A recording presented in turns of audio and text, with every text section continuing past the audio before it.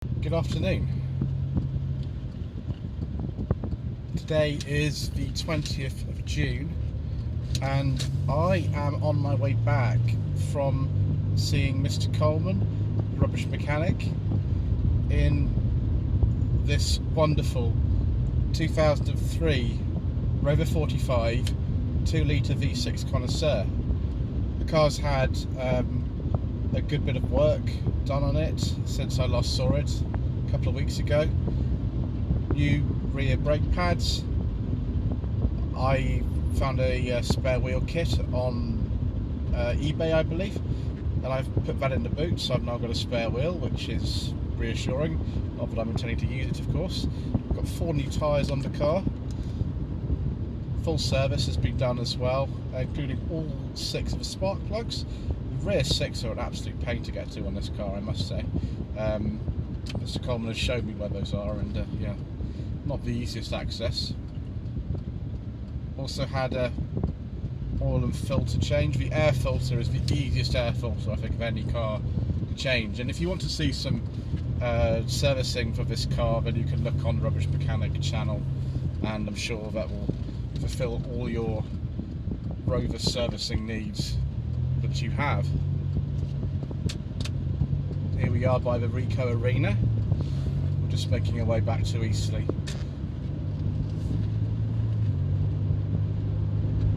One issue though this car does have, it's a very common fault on V6, Rover 75s and 45s, is the variable intake system motor. The car has a plastic inlet manifold, and the variable intake system, which gives you 1.5 extra horsepower, bumps you up from 148.5 horsepower to 150. That has actually broken, so the car rattles a bit, and you don't know if it will particularly come through in this video, but it sounds like a pair of clackers going off, if you know what those are, and it's very annoying, and there's absolutely nothing that I can do about it unless I put a new intake manifold on the car. It's not harmful to the engine, particularly at the moment, to leave the system as it is, but I think in maybe a year or two we will be changing that. The part, second hand, I think it's £175 plus the labour, which is very complicated, so it's a job that I'm going to be putting off for a little while, but it's okay.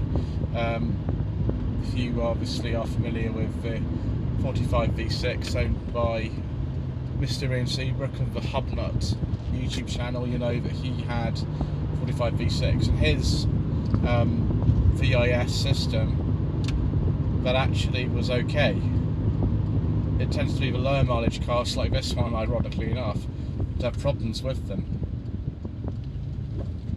Other than that, I'm very happy with the car. I've got some new, obviously new tyres on it, so it's driving very well. Feels very powerful and punchy.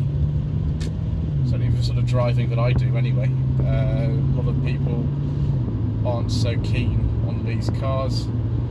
They don't particularly like them, but I think it's wonderful. We've got pre-programmed shift points in the CVT gearbox, so it shifts really, really smoothly. It feels like a conventional automatic. It's not really, I suppose, the best place to test the car performance in you know, these roundabouts around Coventry, but you know, the car was made not far from here, so why not, really?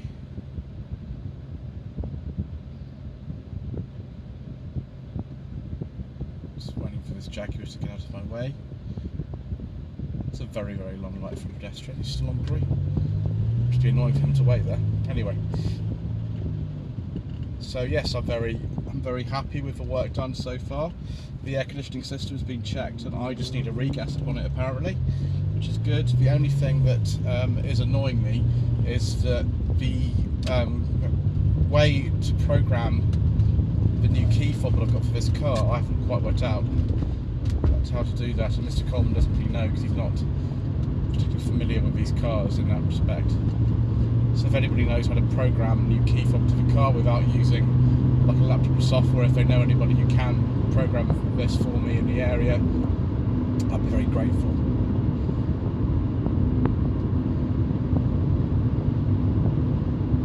Yeah, it's very smooth coming along here. The camera's been wobbling a bit, and we've got the mount in the way, but that's just the way that it goes with these videos. I haven't found out a way to mount the camera in the windscreen of the cars yet, which doesn't have the mount in the way.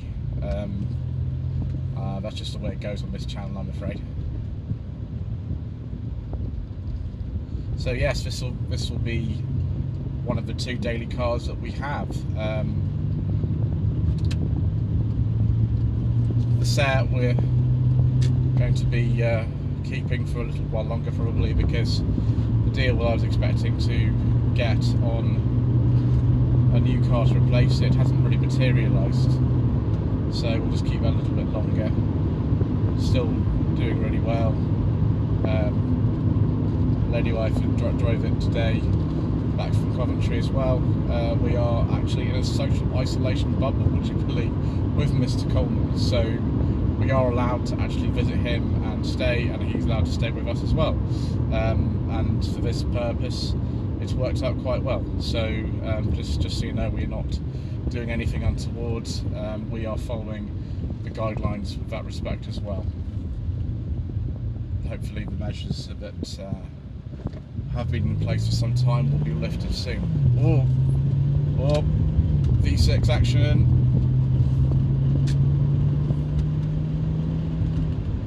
Oh, I must not get too carried away. Must calm down, but I can't because I'm too excited to have a V6, and it's lovely. We're just coming up to the old Roots Group factory in Brighton on Dunsmore. That's now the headquarters of PSA. They made the Peugeot 206, I think the last one that was made there until 2006, and since then it's just become headquarters where they have training and you know, corporate offices, and you know, where the press cars and things are kept is here as well.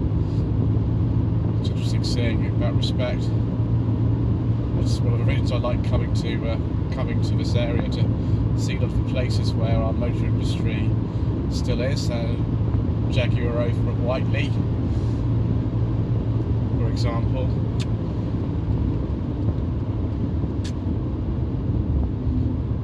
And we shall be avoiding the Coventry Ring Road because I don't like it. I don't like Coventry Ring Road. It's not very nice, and I suspect many of you who drive in this area will know exactly what I mean by that.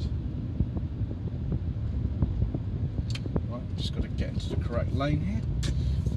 I'm actually trying without the sat-nav around here today because I am getting used to the area, and it's best to do that without using sat-nav. Right, down here is Brighton on Dunsmore. It's just down here.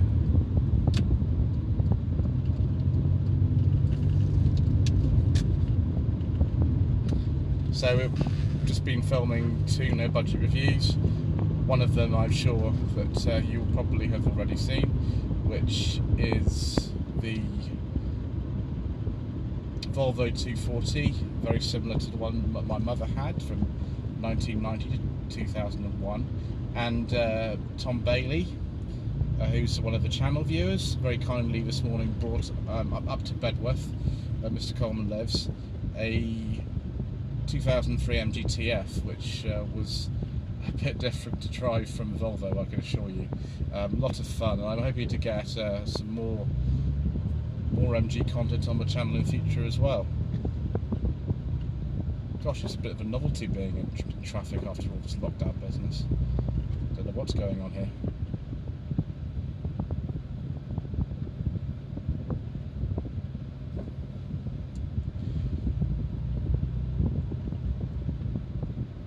It's a bus. Well, this very vague vlog is as vague and uninteresting as ever. You know, lots of people tune in for though, isn't it? I suppose. Right, get round this bus and we'll go and visit the former Roots Group factory.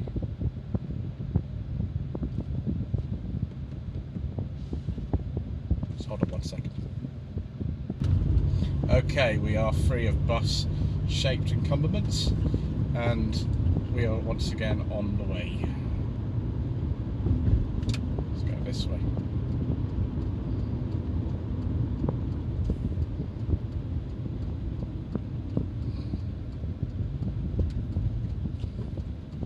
Humber Road.